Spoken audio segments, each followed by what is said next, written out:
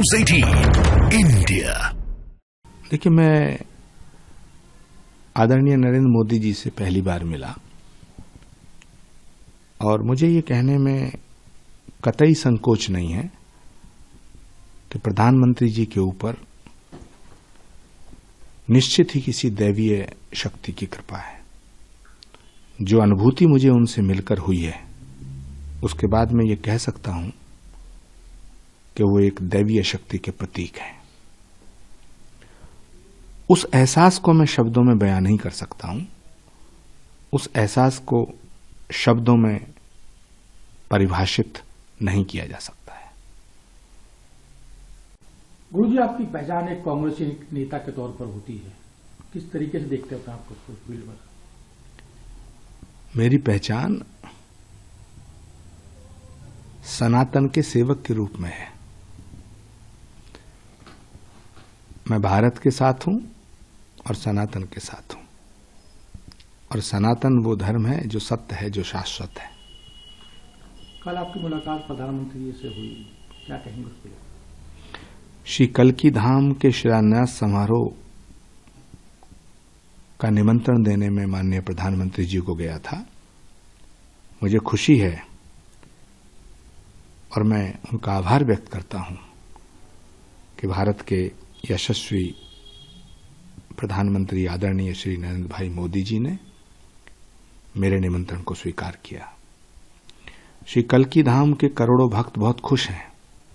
सनातन धर्म को मानने वाले करोड़ों लोगों की ये भावना थी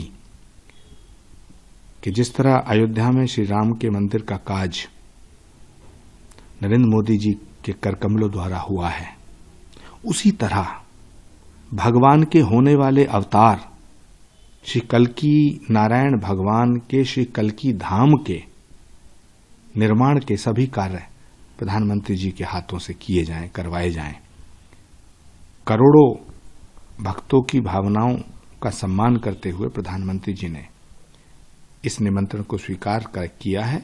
इसके लिए हम उनके आभारी हैं, हम उन्हें साधुवाद देते हैं। कल एक सोशल मीडिया पर एक वायरल भी हो रहा था कुछ पोस्ट टाइप की कि आपको कांग्रेस से बर्खास्त कर दिया गया, निकाल दिया गया। ये सवाल तो कांग्रेस से पूछो। लेकिन सर, आप इतने पुराने कांग्रेस नेता हैं और इस तरीके की ट्वीट आना, उसके बाद फिर उनकी तरफ से कोई रिएक्शन ना आना, मुझे इस पे कुछ नहीं कहना है।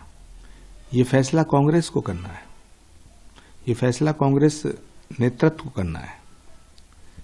कुछ लोग सर ये भी कह रहे हैं कि ये आने वाला भविष्य दिख रहा है कि जब आप प्रधानमंत्री से मुलाकात कर रहे हैं, पहली बार आप लोगों ने मुलाकात की है, कहीं ऐसा तो नहीं कि आप कहीं चुनाव को देखते हुए भी मुलाकात करने जा रहे हैं?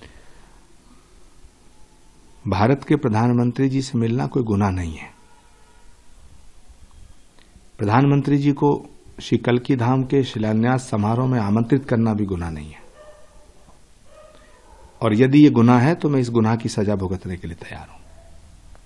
राहुल गांधी जी की यात्रा भी चल रही है, वहां से भी पश्चिम बंगाल में गठबंधन अभी साफ नहीं दिख रहा है, तो किस तरीके से देखते हैं इसको? आपकी आने वाले चुनाव में गठबंधन किस तरीके से काम करेगा चुनाव में? मैं आज इस पवित्र मौके पर, जहां हम सब लोग बड़े प्रसन्न हैं कि श्री कल्की धाम के मंदिर का शिलान्यास हो रहा है, माननीय प्रधानमंत्री जी ने हमारा निमंत्रण स्वीकार किया है, इतनी अच्छी अच्छी बातें, इतने अच्छे अच्छे पलों में किसी भी इस तरह की घटिया बात पर मैं चर्चा नहीं करना चाहता। जहां तक रहा गठबंधन का सवाल, तो उसका तो अंतिम संस्कार नीतीश कुमार ने पहले ही कर दिया।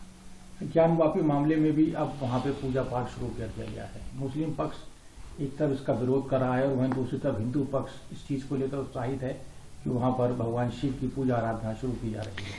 देखिए, हमारे शास्त्रों में एक सूत्र आता है, प्रत्यक्षम किम प्रमाणम, यानी प्रत्यक्ष को प्रमाण की आवश्यकता नहीं होती है। और भारत एक बहुत बड़ा लोकतांत्रिक देश है, यहां एक न्यायपालिका है, न्यायपालिका पे भरोसा करना चाहिए। जो फैसला न्यायपालिका करेगी उसका हमें सम्मान करना चाहिए, परेशानी काहे की है?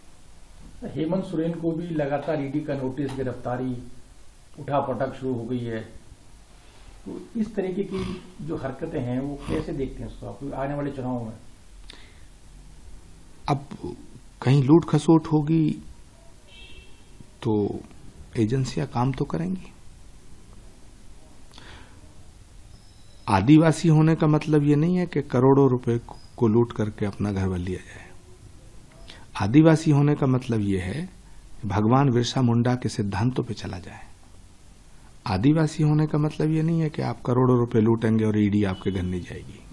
ये कैसी राजनीति है इस देश में? क्या हम भ्रष्टाचार का समर्थन करेंगे? क्या भ्रष्टाचार का समर्थन किया जा सकता है? तो आप मानते हैं कि सही कदम ईडी का कि उनकी गिरफ्तारी को लेकर, और सरकार भी वहां बदलने जा रही है? मैं ये नहीं कहता ईडी सही है ईडी गलत है। मैं कहना चाहता हूं भ्रष्टाचार करना गलत है। और इस देश में अदालत है, कोर्ट है, न्यायपालिका है, उस पर फेथ कीजिएगा, उसका सम्मान कीजिएगा, भरोसा रखिएगा। अगर आप निर्दोष होंगे तो आप छूट जाएंगे।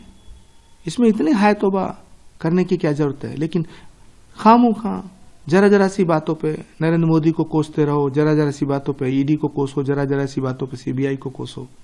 देश की एजेंसियों को क्यों कोसते हो भाई? राहुल गांधी जी को भी इंट्रोगेट किया था ईडी ने, सोनिया जी को भी इंट्रोगेट किया था। तो इसमें कौन सी आफत आ जाएगी? है? आप सामना करें, जांच का मुकाबला करें, दूध का दूध पानी का पानी हो जाएगा। इस रोने धोने से क्या होगा? देश की जनता को बताएं कि आपने कुछ गलत नहीं किया तो आपको अदालत बरी करेगी, और अगर आपने लूट खसोट की है तो आप जेल में जाइए।